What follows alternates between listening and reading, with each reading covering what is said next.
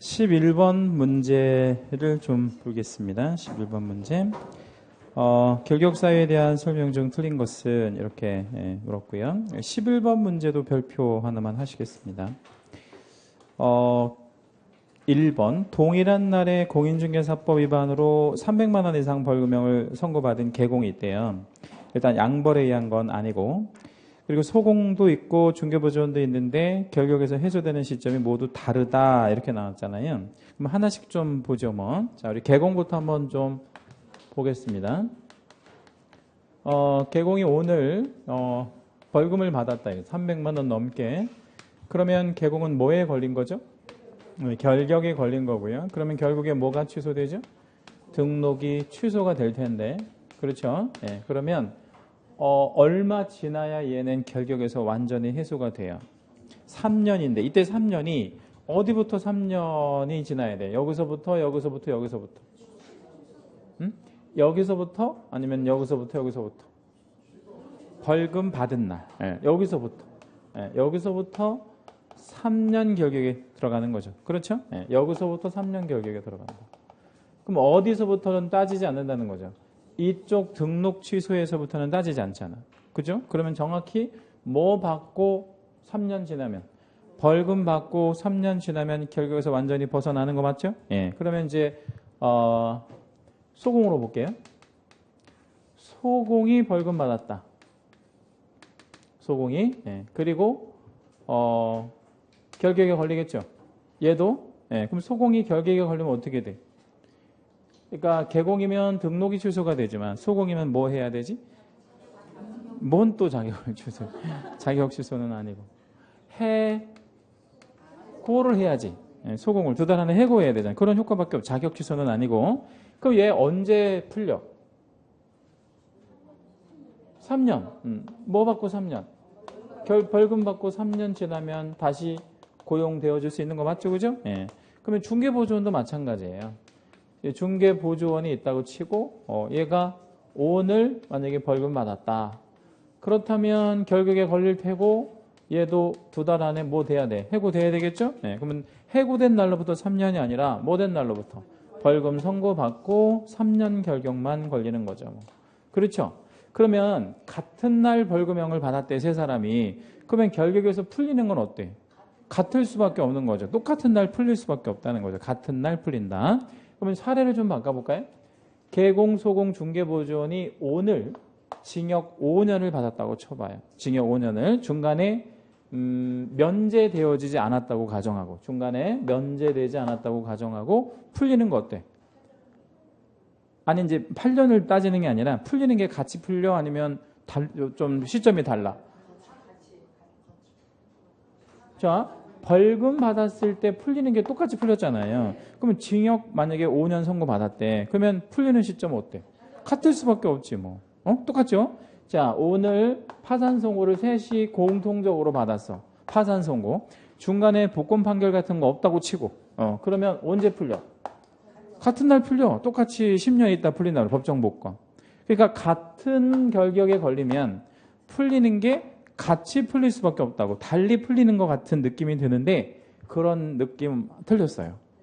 그러니까 어떻게 풀리는 게 맞아? 같이 풀려. 같이 걸렸으니까. 예, 그래서 1번이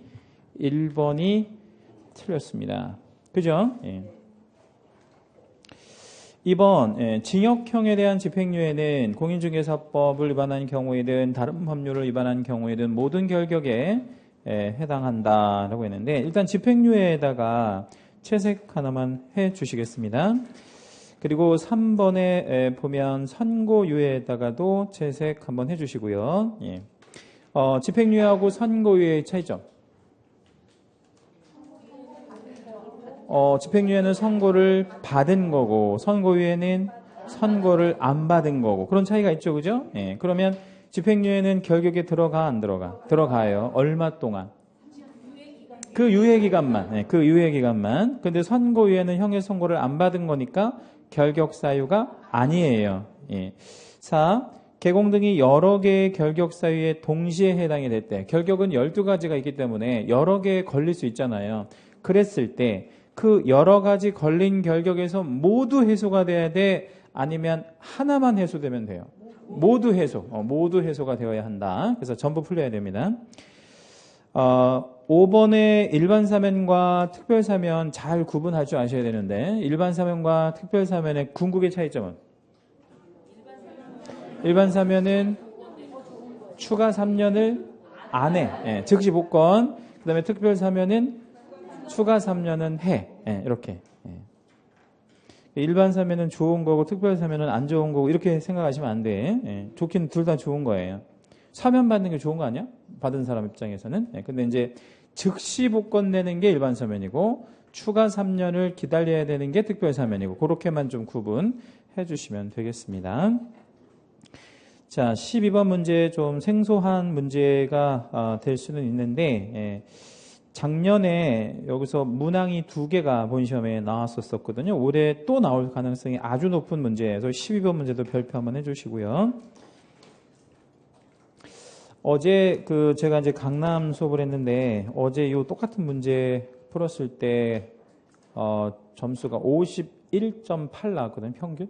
51.8. 예. 근데 여러분은 48점 얼마 나왔다 그러네. 그러니까 한 문제 정도 차이 나는 것 같아요. 한 문제 정도. 그래서 다음 주에는 한 문제씩만 더 맞는 걸로. 아셨죠? 예. 한 문제만 더 맞추는 걸로. 예. 그래서 다음 주에는 50점 넘기는 걸로 이렇게 좀 해주셨으면 좋겠어요. 다음 주 문제는 오늘보다는 조금 쉽게 느껴질 거예요. 예, 그러면 다음 주 문제가 오늘보다 쉽게 느껴진다는 거는 문제가 쉽게 나온다는 뜻이 아니면 여러분 실력이 그만큼 올라간다는 거예요. 이게 문제는 똑같아. 난이도는 똑같은데 여러분 실력이 올라간다는 거고 이런 것들이 이제 자꾸 익숙해 있으면 회차를 거듭할수록 자꾸 올라가겠죠. 그죠? 예, 그래서 다음 주에는 적어도 1개 이상. 예. 저는 누가 1등하고 이게 중요한 게 아니고 저한테는 뭐가 중요해요? 평균 점수가 되게 중요한데 오늘이 48점대 나왔으니까 다음 주에는 50점대, 그 다음 주에는 55점, 뭐 마지막 주에 60점 이렇게 나오면 되겠죠. 뭐. 예. 그래서 요 문제에서 40점 정도만 맞으면 본시험에 가면 한 60점대에서 70점대까지 맞을 수 있어요. 예. 40점대까지만 나오면. 예. 그리고 70점 넘게 맞으신 분들이 몇 분 계신데 그분들은 다 맞추거나 하나 정도 틀릴 거예요. 본시험에 가시면. 몰라서 뭐 이제 틀리는 건 없을 거고 본인들이 실수해서 틀리는 것밖에 없을 겁니다. 자, 12번은요. 틀린 거 1번. 국장은 개공이 작성하는 거래계약서의 표준이 되는 서식을 정하여 그 사용을 권장할 수 있다라고 했는데 1번 일단 맞는 표현이죠. 권장은 가능합니다. 예, 그러나 실제로 권장하고 있지는 않지만 권장은 가능하고 이번에 법무부 장관, 그러니까 1번 끝에다가 공인중개사법이에요. 그거는 그죠? 네, 공인중개사법이라고 좀 하나 적어주실 거고요. 1번 문항 끝에다가 공인중개사법 규정이 그래요. 그리고 2번은 주어가 법무부 장관이 나오고 두 번째 줄 상가 건물 임대차 표준계약서를 정해서 그 사용을 권장할 수 있다 이런 말 나오죠? 자, 이거는 무슨 법 규정이겠어요? 상임법. 거기다 쓸게요. 상임법. 상가 건물 임대차 보호법. 네, 상임법이라고 적으시면 돼. 자, 그러면 그 주어가 법무부 장관이 나오는 게 이상해요? 안 이상해요? 이상해요? 네, 그럼 이상하면 안 돼. 이거 안 이상해야 돼. 왜 안 이상해야 되냐면 상임법이 원래 법무부 소관 법령이야. 그러니까 그 자리에 법무부 장관이 나오는 게 맞아. 네, 그래서 이거는 상가하고 관련된 임대차 계약서는 법무부 장관이 권장할 수 있는 게 맞습니다. 3번 농림축산식품부 장관이 농지 임대차 계약서를 정해서 역시 권장할 수 있대. 그럼 이건 무슨 법이겠어요? 이건 농지법. 3번 맨 끝에다가 농지법 한번 적어주시고 농지법에 대해서 그 농림축산식품부 장관이 표준계약서 정하는 거 어때요? 안 이상하죠? 또 그거 일단 맞고 4번에 주택임대차 계약을 서면으로 체결할 때 국장이 서식을 정하여 거기 국장 자리에다가 채색 하나만 해주시고 주택임대차 표준계약서를 우선적으로 사용한다라고 되어 있는데 그 주택임대차 표준계약서는요 어느 법이겠어요? 주임법. 주임법. 맨 끝에다가 가로 한번 열어주시고 주임법 한번 적어볼고요. 주임법은 원래 어느 부서 소관법령이라고 그랬죠? 법무부. 그러니까 지금 채색한 자리가 국장이 나오면 안 돼. 그렇죠. 법무부 장관이 나오는 게 맞아. 그래서 4번에 자리에 어떤 장관 나와야 된다고? 법무부 장관. 예. 그리고 이제 5번으로 넘어가면 국장은 임차인과 신규 임차인이 되려는 자가 상가 권리금 계약을 체결하기 위한 표준 권리금 계약서를 정하여 그 사용을 권장할 수 있다 그랬죠. 그럼 권리금 계약서는 어느 법에 의한 제도일까요? 권리금이니까. 상임법. 예, 상임법. 근데 상임법이니까 어떤 장관이 나와야 사실은 정상이야. 법무부. 그런데 특이하게 여기는 5번의 국장이 맞아. 그러니까 이게 뭐가 특이한 거냐면 5번이 아주 특이한 케이스인 거지. 원래는 어떤 장관이 권장하는 게 맞는데 법무부 장관이 하는 게 맞는데 국장이 하잖아요. 그래서 정리를 한번 해봐드리면 4번은 어느 장관이 주택임대차 표준계약서를 권장하는 게 맞고 법무부 장관. 5번은 권리금에 대한 표준계약서는 어떤 장관? 그건 국장이라는 거예요. 그리고 왜 그러냐면 권리금은 부동산하고 관련되어서 뭐 영업성의 노하우라든가 이런 것 때문에 받는 거잖아요. 그러니까 그 권리금에 대한 노하우는 법무부 장관한테 없다고 보는 거야. 그래서 그 특이하게 표준 권리금 계약서는 무조건 누가? 국장이 이제 이렇게 표준 계약서를 만들어서 권장할 수 있다는 거.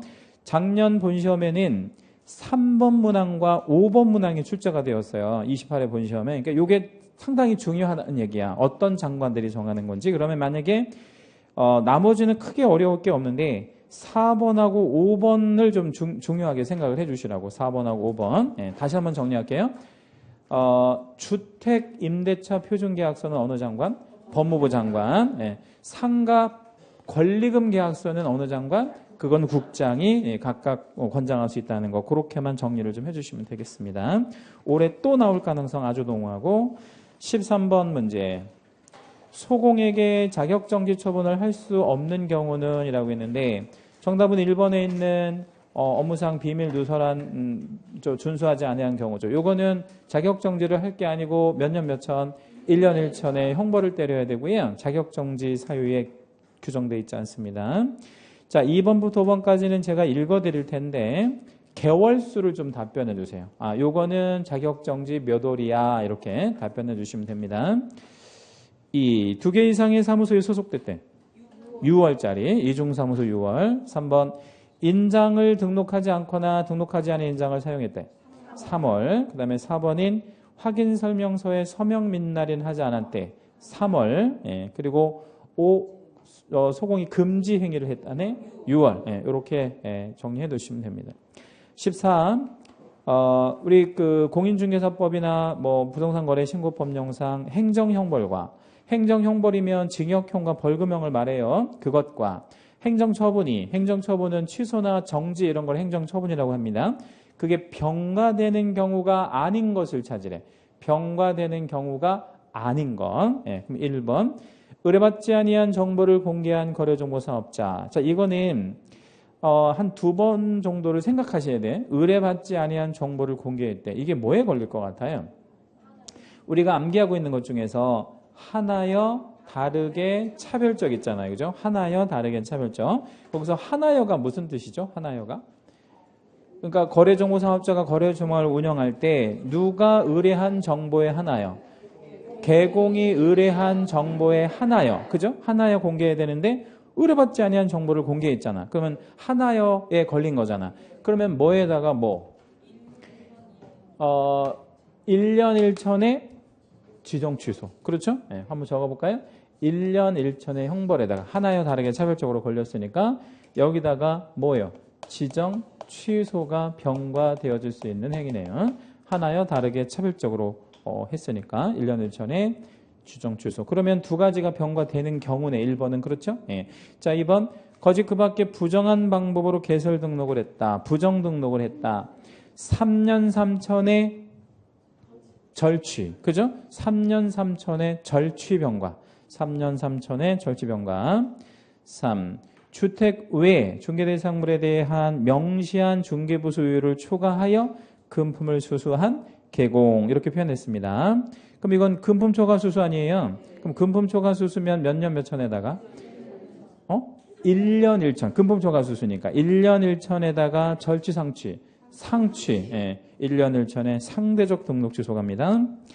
4번 의뢰인과 직접 거래하거나 쌍방을 대리하는 행위. 직접 거래 쌍방 대리면 3년 3천의 상취. 금쟁이잖아, 이거. 금쟁이니까. 직접 거래 쌍방들이 금쟁이잖아요. 상취. 3년 3천의 상취. 5번. 부동산 거래 신고를 거짓으로 했대. 얘한테는 형벌은 일단 없어요. 형벌 없고, 뭐만 있죠? 500가태료 아니고, 아까도 얘기했었는데, 여러분 이거 취득가액의 100분의 5 밖에 없어. 취득가액의 100분의 5. 취득가액의 100분의 5. 형벌이 없다는 얘기죠. 정답은 5번이고요. 15. 사무소에 관한 설명으로 옳은 것은 사무소에 관한 설명으로 옳은 것 1. 개공은 중개사무소를 반드시 두어야 합니까? 그럼요. 2. 개공은 업무의 효율적 수행을 위하여 사무소를 공동으로 사용하여야 합니까? 아니에요. 예, 그러면요. 사용할 수 있는 거겠죠. 3. 개인인 개공도 분사무소를 둘 수 있습니까? 안 됩니다. 개인인 개공이 분사무소를 설치하면 뭐에 걸립니까? 이중사무소 처벌받고요. 4. 법인인 개공은 분사무소를 두어야 합니까? 아니요. 둘 수 있는 거죠. 분사무소는 임의적 사항이니까. 5. 개공이 중개사무소를 이중으로 설치하는 경우 거기다 채색 한번 하실게요. 중개사무소를 이중으로 설치하는 경우 채색. 여기까지 질문. 이거 이중 등록으로 읽어야 돼? 이중 사무소로 읽어야 돼? 이중 사무소. 이중 사무소면 절대적, 상대적? 상대적 취소. 상대적 취소니까 개설 등록이 취소된다 그러면 안 되겠죠. 그럼 뭐라고 해야 돼?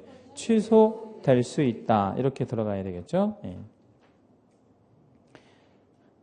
자, 16번 문제는 거래규제라고 볼 수 없는 것 이렇게 이제 물었는데 여백에다가 이렇게 하나만 적어 볼게요. 우리 공법상 거래를 규제하는 것과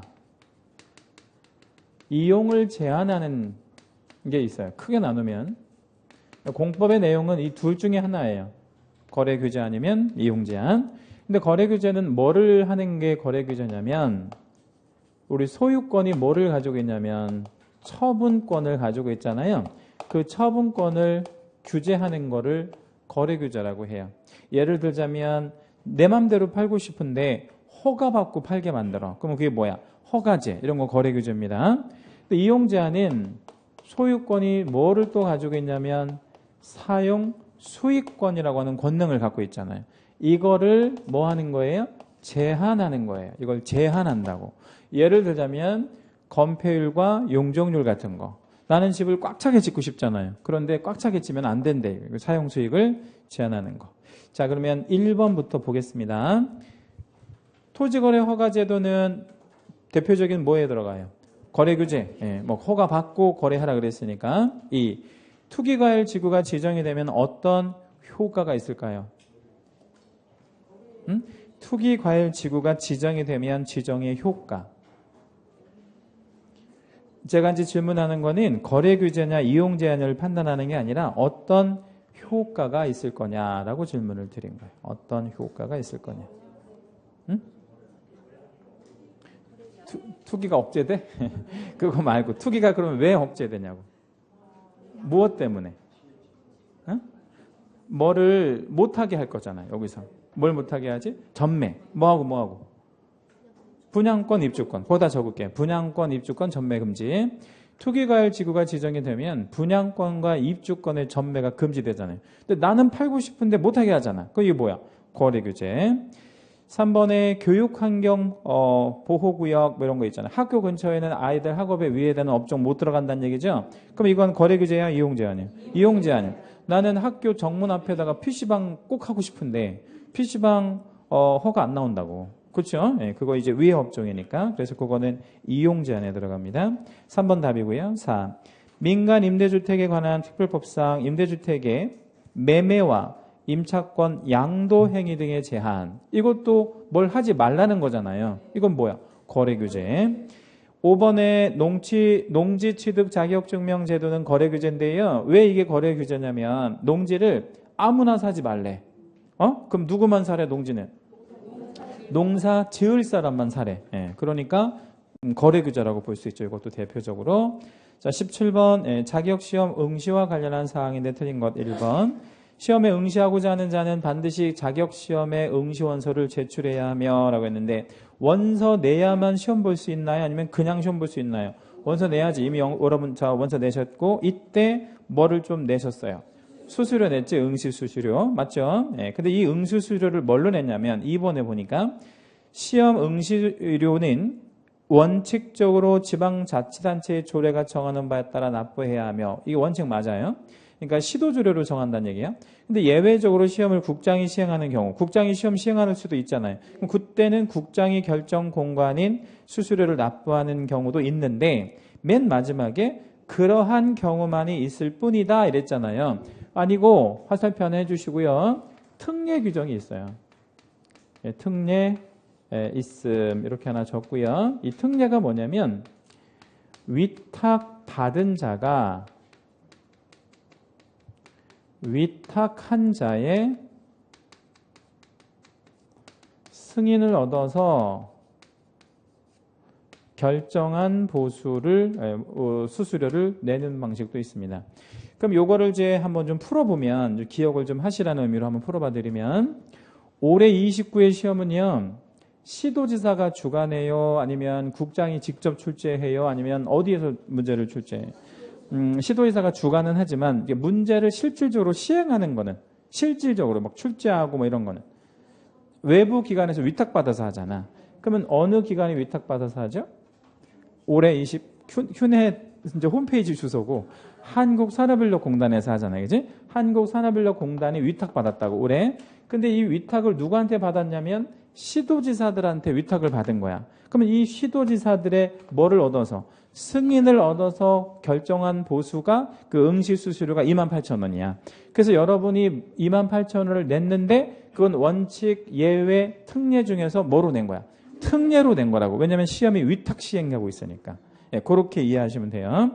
그러면 그 28,000원이라는 돈을 내가 시험을 만약에 사정이 생겨서 못 볼 수도 있잖아요. 또는 안 볼 수도 있잖아요. 그러면 국가가 그거 그냥 떼먹으면 안 되잖아, 내 돈을. 그러면 전부나 일부를 뭐 해주겠다는 거예요? 돌려주겠다. 그게 3번에 나와 있어요. 그래서 응시의사를 철회하면 전부나 일부를 돌려줄 거고요. 모든 국가고시는 그 응시수수료에 반환 규정이 다 있습니다.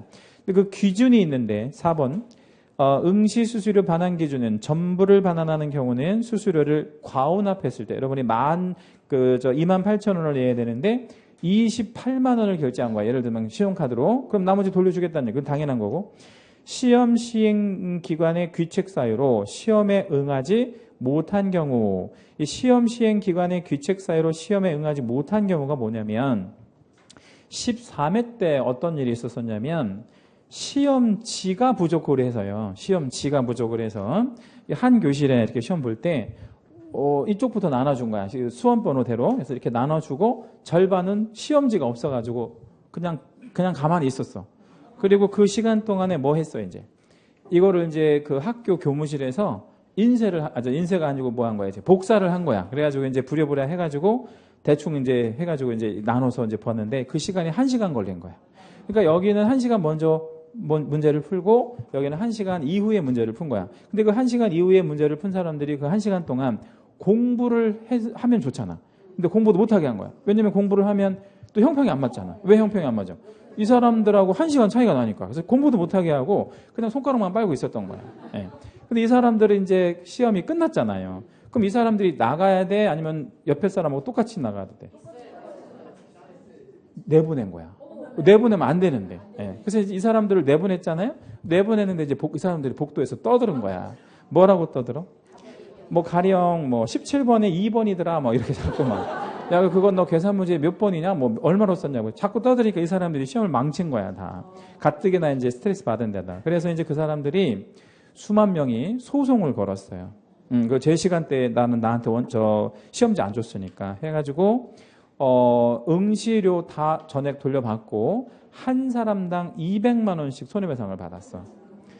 그 200만 원이면 많이 받은 거야? 조금 받은 거야? 엄청 조금 받은 거지. 1년 동안에 허송세월 한 거니까. 그래서 그런 일도 있었다고. 그래서 200만 원에다가 응시료 다 전원 반환해주는 그런 제도도 있었어요.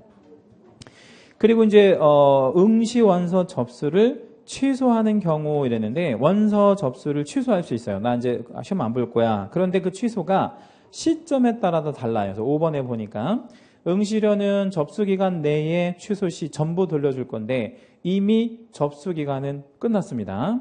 그 다음에 접수 마감일의 다음 날부터 7일 이내에 취소하면 60%라도 돌려받을 수 있는데 이것도 끝났습니다. 그럼 이제 여러분한테 남은 기회는 하나밖에 없는 거예요. 시험 시행일 10일 전까지, 시험 시행일 10일 전까지만 취소하면 얼마? 50%라도 돌려받을 수 있다. 예, 그런 거죠. 예, 잘 결정하셔야 돼요. 예. 자, 18번. 예, 18번 문제도 별표 한번 하겠습니다. 무등록 중개업. 시험에도 아주 잘 나오고 실제로 아주 잘 틀리고 그래요. 18번 문제가 잘 나오고 잘 틀리고 그래. 두 분 중에 한 분은 틀린단 말이에요, 이게. 별거 아닌데도 의외로 잘 나오고 의외로 잘 틀리고 그래요.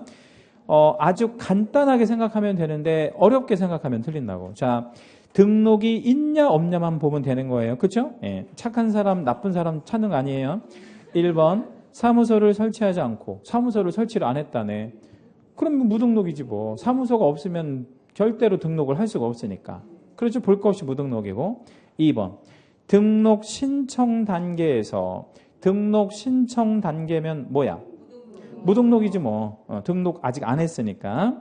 3번, 결격에 해당되어 등록이 뭐 됐어요? 취소됐어. 취소됐다고 이미. 그럼 얘는 뭐야? 무등록. 4번을 잘 보세요. 등록 요건에 미달하는 자가 위조 등의 방법을 통하여 등록을 했다네. 유등록이잖아. 그렇죠? 네, 이게 정답이야. 물론 얘 잘했다는 거 아니에요, 절대. 가로 한번 해볼까요? 가로. 예. 그거 처벌합니까? 처벌하지. 몇 년 몇 천에? 3년 3천에 절취. 병과 부정등록이니까. 그죠? 3년 3천에 절취까지 온다고. 이게 물론 잘했다는 게 아니에요. 그치만 뭐는 아니라는 거야. 무등록 중개업은 아니라는 거지. 그렇게 간단하게 생각하시면 무조건 맞춘다고. 요거. 5번. 공인중개사가 사무실을 확보하고 주어가 뭐죠 지금? 공인중개사야. 개공이 아니고 얘가 사무실을 확보하고 실무교육도 받았고 그리고 중개업을 했대. 얘 뭐야? 무등록이지 뭐. 아마 정답을 5번으로 했을 가능성이 되게 많은데 5번은 무등록이 맞습니다. 19번은요. 별표하시고 아주 좋은 문제고 19번 문제 여백에다가 이렇게 하나만 좀 적어 놓기로 하겠습니다. 뭘 적어 놓기로 하냐면 많이 해봤던 건데 중개업을 하면서 동시에 무슨 업을 할 수 있죠? 대리업. 근데 이걸 겸업으로 하잖아요. 그러면 무슨 업만 하는 건 안 돼. 대리업만 하는 건 안 되고 얘랑 같이 하는 것밖에 안 되잖아. 그런데 중개업에서 어떤 변화가 생기면 예컨대 여기 취소 먹으면 이쪽에 영향 있을까요? 없을까요? 있어. 어떻게? 여기도 취소해야 돼. 근데 여기 절대적으로 아니면 뭐 상대적으로? 절대적으로 기속이야. 무조건 해야 돼. 여기 취소 먹었으니까 여기 그대로 두면 안 된다고. 없애야 된다고. 여기 폐업을 했다 이거야. 여기는. 여기도 폐업을 하면 되는데 여기만 폐업하고 여기를 방치하면 이쪽에서는 취소할 수밖에 없죠. 어쩔 수 없잖아. 예, 그리고 이것도 무조건 해야 되고요. 작년 이제 우리 28회 본시험에 여기에서 문제가 나왔었는데 뭐라고 물었냐면 요렇게 취소 당했을 때 그러니까 중개업 뭐에서 폐업해서 여기 취소 먹었을 때 이 대리업에도 결격이라는 게 있는데 3년 결격에 걸리느냐 이걸 물어서 작년 본시험에 3년 결격에 걸릴까요? 걸리지 않을까요? 걸리지 않아. 왜? 잘못한 게 아니니까. 예, 여기 다시 등록하면 여기도 언제든지 할 수 있다. 그걸 물은 거야, 작년에는. 자, 여기 이제 업무정지 먹었다고 쳐볼까요? 중개업 업무정지를 먹었으면 무슨 업은 못해, 지금? 중개업 못하잖아. 그럼 대리업은 할 수 있어? 못해. 여기도 당연히 하면 안 돼. 업무정지. 이 업무정지는 무조건 해줘야 돼? 아니면 할 수도 있는 거야? 이쪽, 업무정지. 무조건 해야 돼. 왜 무조건 해야 돼? 여기 업무정지 먹었으니까 반드시 업무정지를 내려줘야 된다고, 여기는. 네. 자, 마지막 휴업을 했대, 여기. 대리업 휴업을 했대. 네. 그러면 이쪽에 영향을 줘야 되겠죠? 여기도 휴업 신고를 해줘야 되는데 방치했다. 방치 그대로 뒀다 이 말이야. 그럼 여기는 어떻게 해야 되겠어? 여기 업무 정지로 받아야 돼. 이것도 기속적이에요. 자, 그러면 이건 그냥 공식으로 이해하시면 돼. 취소면 취소, 폐업이면 취소. 왜 취소하냐면 방치하니까. 업무 정지면 업무 정지, 휴업이면 업무 정지. 왜? 방치하니까. 예, 이렇게 갈 수밖에 없다. 이렇게 이해하시면 돼. 자, 틀린 거 찾으래요. 등록이 취소되어야 하는 사유로 틀린 거. 1번. 중개업 등록의 결격에 해당이 됐대. 칠판 잠깐 볼까요? 중개업 결격에 걸릴 때 이게 결격에 걸린 거야. 그럼 어떻게 돼? 취소. 여기도 취소.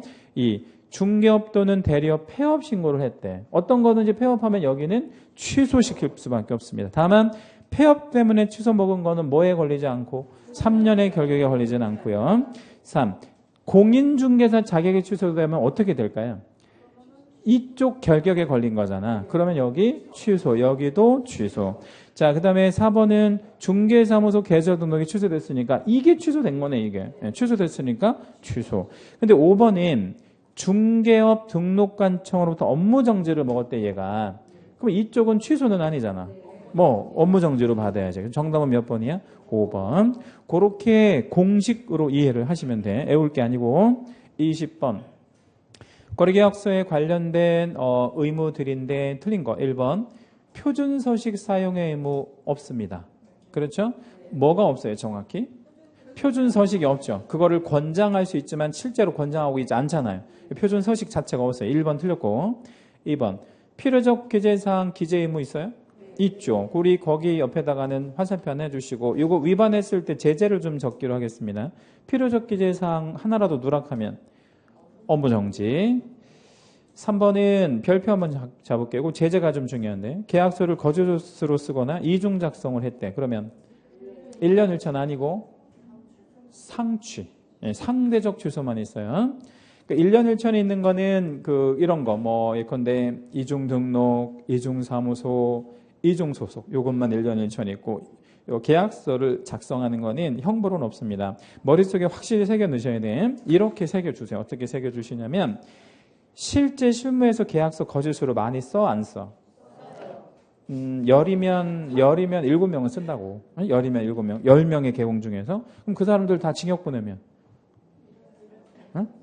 일할 사람이 둘째치고 교도소가 10,000원이라 잡아 가둘 데가 없잖아. 예, 그래서 형벌은 안 한다 이거야. 그건 형벌은 없어요. 그냥 뭐만 취소한다고? 상대적 취소. 그렇게 이해하시면 되겠어요.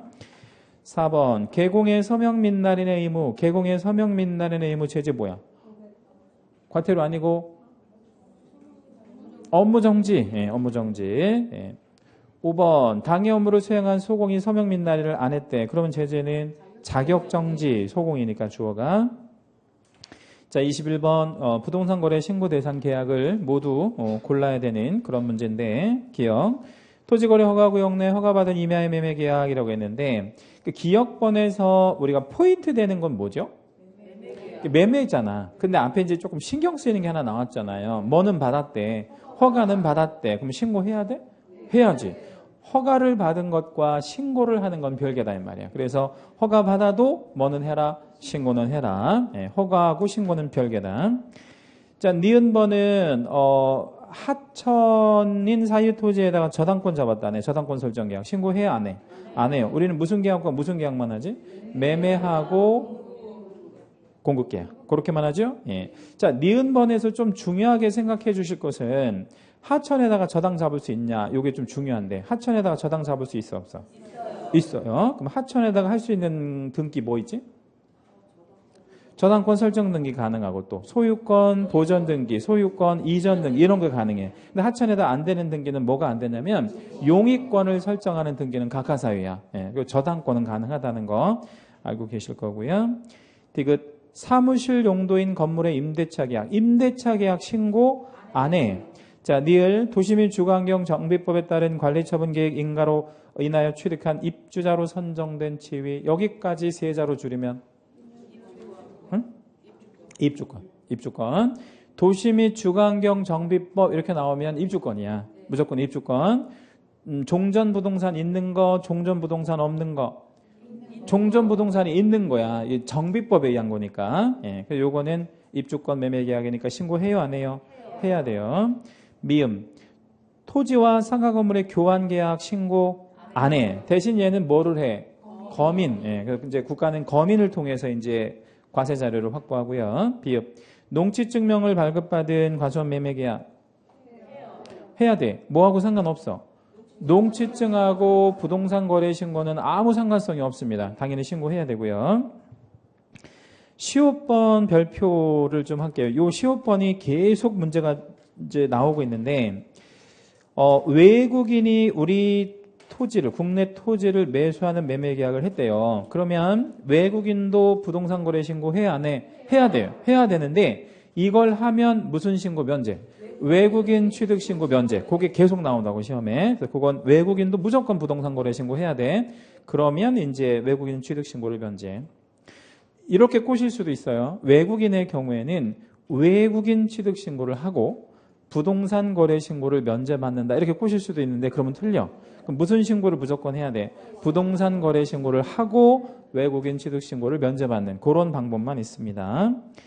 자, 이응번님 맨 앞에 건축법에다가 채색을 하나만 해주세요. 건축법 자리에다가 채색을 한번 해주시고요. 그 자리에 주택법이 나오는 거하고 건축법이 나오는 거하고는 하늘과 땅 차이야. 왜 하늘과 땅 차이냐면 건축법은 몇 세대 몇 호 미만일 때 30세대 30호 미만일 때 적용되는 법이고 주택법은 30세대 30호 이상일 때 적용되는 법이란 말이에요. 근데 우리 부동산 거래 신고는 무슨 법에 의한 경우?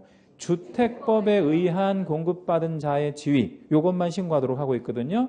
따라서 요거는 신고는 안 해. 대신 신고를 안 하니까 뭐는 해야 되겠어요? 거민을 받아야 돼. 예, 그래야 이제 국가가 과세를 하긴 할 거 아니겠습니까? 그래서 요거는 신고 대상 계약은 모두 몇 개냐면요. 4개인데 아마 2번 아니면 3번에 하셨을 확률이 일단 많고 1점 정도는 드릴 수 있어요. 1점의 의미가 있다면. 예. 자, 22번 문제. 개공의 손해배상 책임과 관련한 다음의 설명 중 틀린 것 이렇게 물었네요. 1. 모든 개공은 업무 보증을 설정하고 중개 업무를 하여야 한다. 당연히 그래야 되고요. 거기에는 예외가 없습니다. 왜냐하면 업무 보증이 업무 개시 요건이니까 보증 없이 업무하면 안 돼요. 2. 모든 개공은 업무 보증을 설정하는 설정의 방법의 선택 범위가 동일하다라고 했는데 선택 범위 동일하죠. 가로 한번 열어볼까요? 뭐뭐뭐 중에서 보험, 공제, 공탁 중에서 택일하잖아요. 중에서 택일. 그렇죠? 예. 중에서 택일한다. 3. 고용이나 업무상 행위에 대한 개공의 책임은 과실 책임이다 라고 했는데 그것 좀 중요한 얘기인데 여백에다 하나 좀 적어 놔 볼게요. 우리 개공이 손해배상 책임이 있잖아요. 근데 그 개공의 무과실 책임은 언제 부담하게 되죠? 고용인의 고의과실이 있을 때. 그렇죠? 네, 고용인의 고의나 과실이 있을 때. 또 하나는요. 사무소를 타인에게 제공했을 때. 요때죠? 네, 요때잖아, 요때. 네, 그래서 개공의 무과실 책임은요, 요때 부담하게 됩니다. 자, 그러면 그 문항은 잘 보면 주어가 누구의라고 하는 주어를 썼어요. 고용인의 이랬으니까 요거는 과실, 무과실. 무과실 책임을 부담하는 게 맞죠. 3번 틀렸네요. 4. 업무 보증 없이 업무를 개시할 때, 그러니까 무보증 상태에서 업무하면 안 되잖아요. 그렇게 업무 보증 없이 업무를 개시하면 절취, 상취니까 등록을 취소할 수 있다. 이렇게 들어가는 게 맞죠. 5번. 개공의 과실에 대한 입증 책임. 거기다 밑줄 하나만 잡을게요. 과실에 대한 입증. 어느 과목에서 물어보든 똑같아요. 과실에 대한 입증은 민법이든 중개사법이든 똑같은데 무조건 손해배상 받을 사람들이 입증하는 거야. 해줄 사람이 입증하는 게 아니에요. 뭐 할 사람이? 받을 사람. 얘 속담이 우물은 누가 파라 그랬어요? 목 마른 사람이 파는 거예요. 입증은 누가 해? 손해배상을 받을 사람이 하는 거지. 해줄 사람이 하는 게 아닙니다. 민법 얘기 나와서 갑자기 울컥하는데 민법 점수가 중개사법보다 더 좋더라고요. 어떻게 된 일이죠? 문제가 쉬웠어요? 문제가 쉬워서 그런 건 아니고요. 여러분이 민법 공부를 겁나 열심히 해서 그런 거죠. 그죠? 그 민법에 쏟아붓는 시간이 10% 정도만 중개사법에 쏟아부으면 다음 주에 막 그 90점 속출할 수 있는데. 아 진짜. 예. 여러분 가슴에 손 대고 한번 생각해 보세요. 중개사법에 얼마큼 열심히 해나. 안 하잖아. 그죠? 진짜 열심히 했어요? 오늘 몇 점 맞았는데? 그거 줘봐봐요. 그거 쪽지 한번 줘봐봐. 안 적었어요. 아, 안 적었어요? 예. 그래요. 다음 주에는 좀 기대할게요. 예. 민법만큼 좀 공부해갖고 오세요. 민법은 정말 열심히 하셨는가 봐. 민법은 점수가 정말 많이 나왔더라고. 자, 뭐 그렇고요. 23번은 공법 문제라고 볼 수도 있긴 한데 우리 중개사법에서도 곧잘 나옵니다. 농지증을 요하지 아니하는 경우. 일단 제목에다가 밑줄 한번 칠게요. 농지취득 자격 증명 밑줄 해주시고요. 자, 이거 어디 가서 봤죠? 일단 시구 읍면 일단 써주고 이거 며칠 아니면 며칠 안에 발급될까요? 예, 2일 아니면 4일 내에 발급되죠. 요거 두 개 기억해 주실 건데 2일은 언제, 4일은 언제?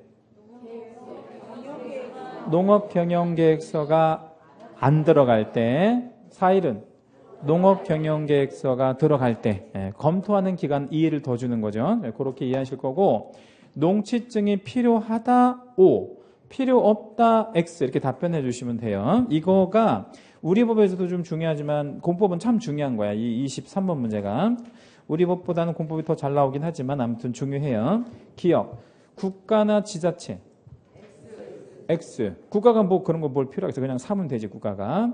지은 합병. X. 이건 신규 취득이라고 보는 게 아니야. 이게 합치는 거지 그냥 합치는 거. 새롭게 취득하는 게 아니고.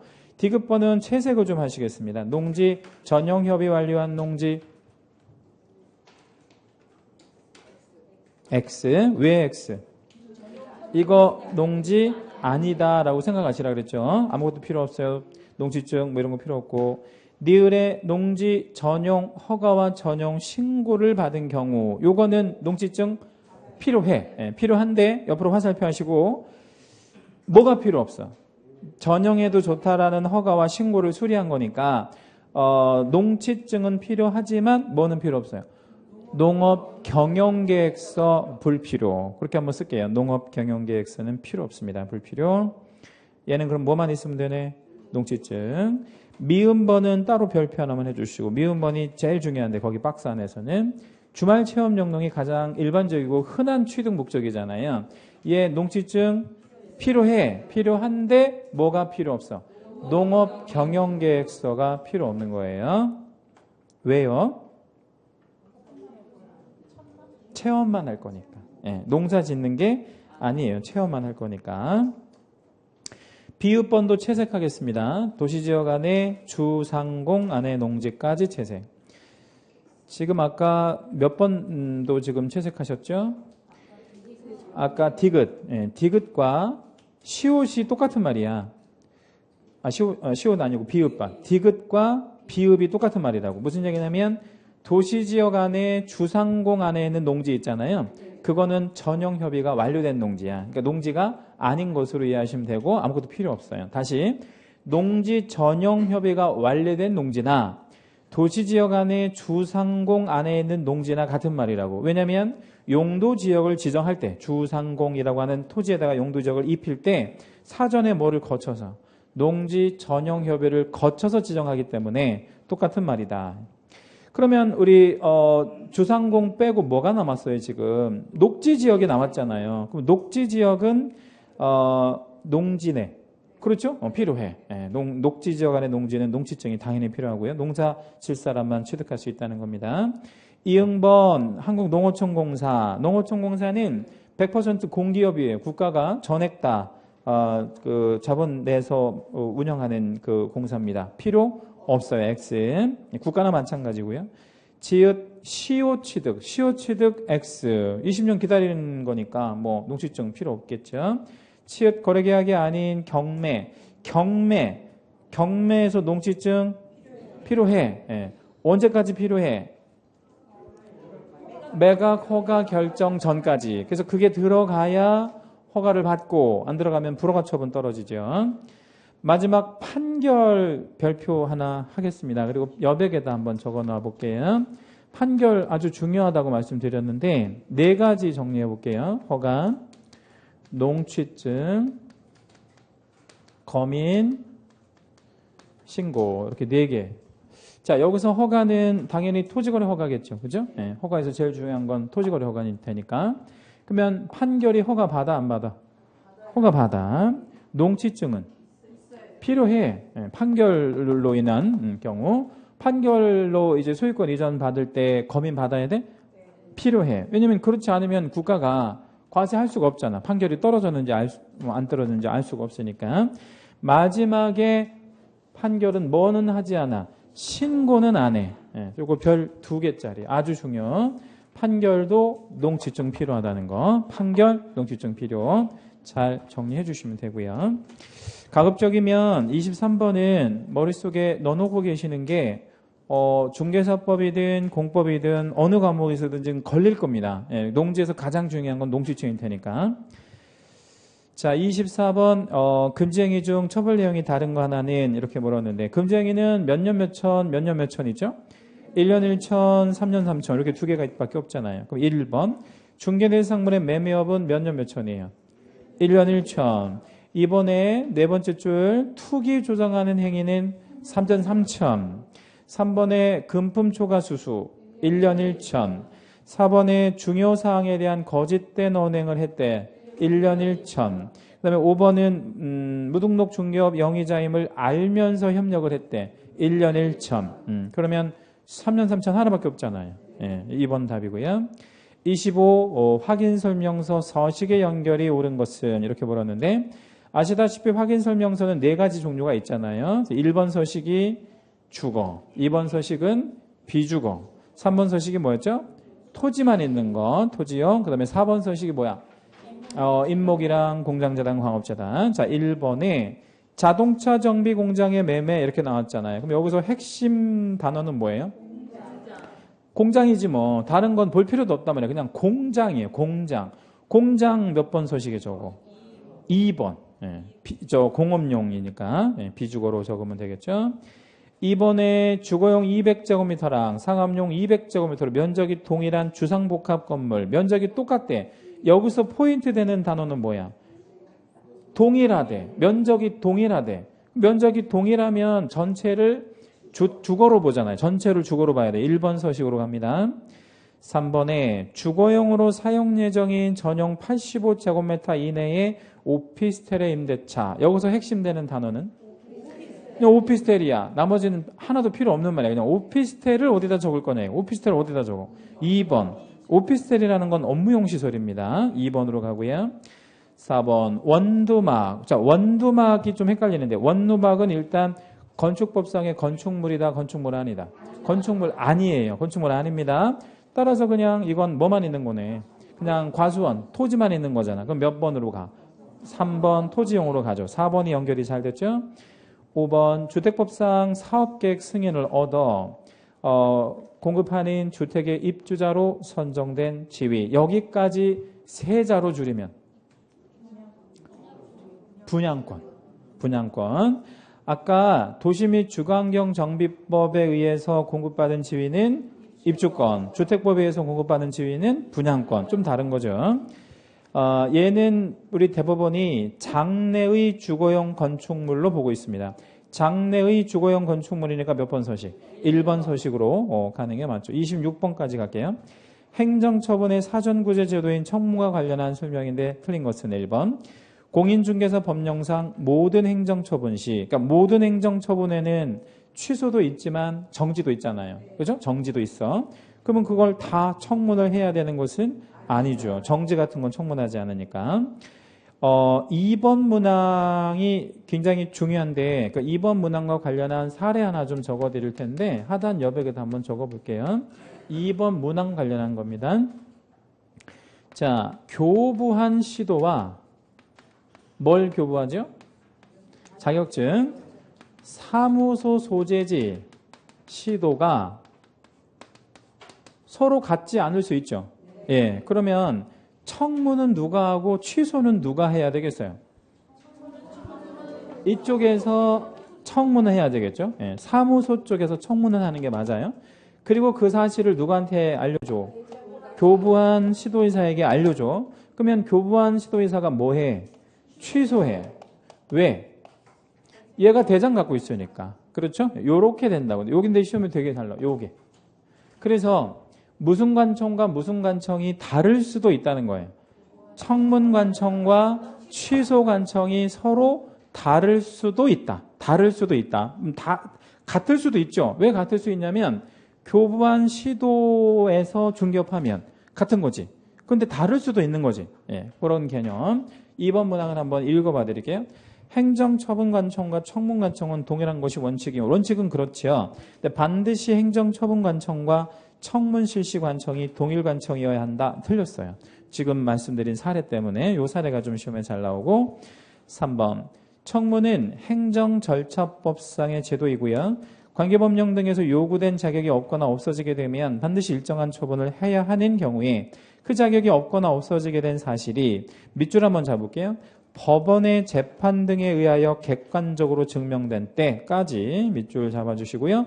청문을 생략할 수 있다. 사망 해상 같은 경우는 청문을 안 하잖아요. 왜 안 하죠? 할 수가 없으니까. 근데 이것도 청문을 안 하는 거예요. 왜 안 하느냐면요.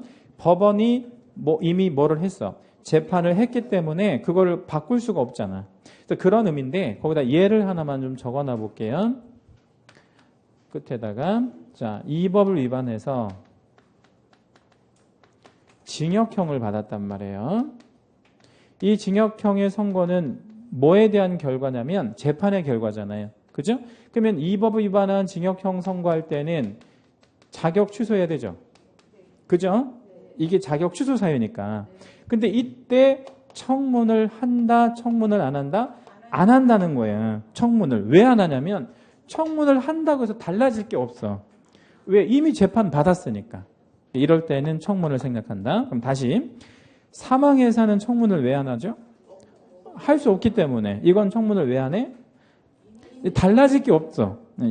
결과가 달라질 게 없잖아요. 어차피 징역형 선고 받은 게 달라지지 않잖아요. 그러면 이거는 청문을 할 필요가 없는 거죠. 무조건 해야 되는 그런 경우. 그러니까 확정된 상태이기 때문에 증명이 됐다라는 거죠. 그래서 청문을 하지 않습니다. 뭐 이거 말고 또 한 가지 예외가 있긴 한데 뭐 이제 그거가 시험 나올 가능성은 없고 뭐 그냥 들어만 주시면 국가 비상사태 뭐 이런 거 발생할 때도 청문 생략합니다. 한쪽에서 전쟁하고 있단 말이에요. 한쪽에서 막 전쟁하고 있어. 우리나라 젊은이들이 막 죽어나가고 있는데 한쪽에서 청문한다고 그러면 돼 안 돼? 안 되잖아요. 그런 것 때 일치하지 않는다. 4번 자격정지 기간 중인 소공에게 자격 취소 처분을 하고자 할 때 그러니까 정지를 먹었는데 다시 재차 뭘 하려고 하는 거야? 지금 취소. 이때 청문을 하는 게 맞아? 안 하는 게 맞아? 해야죠. 취소랑 정지는 전혀 다른 처분이니까요.